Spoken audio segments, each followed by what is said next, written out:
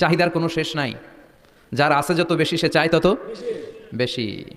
দেখবেন যার সাইকেল আছে ও হুন্ডা চায়, চায় না? আরো নিচ থেকে যদি বলি, যার পা নাই ও চায় আল্লাহ আমার যদি দুইটা পা থাকতো। কথা বলেন, পা নাই এরকম লোক আছে না এলাকায়? সে হেঁটে যাওয়া লোকদের দিকে তাকিয়ে থাকে আর তার স্বপ্ন থাকে ওইটাই, আমার যদি পা থাকতো। হেঁটে হেঁটে হেঁটে যারা বাজারে যায়, স্কুলে যায়, কলেজে যায়, ওদের আফসোস যারা সাইকেল চালায় ওদেরকে দেখে, তাই না? সাইকেল থাকলে খুব ভালো হতো, সাইকেল চড়ে চড়ে বাজারে যেতে পারতাম।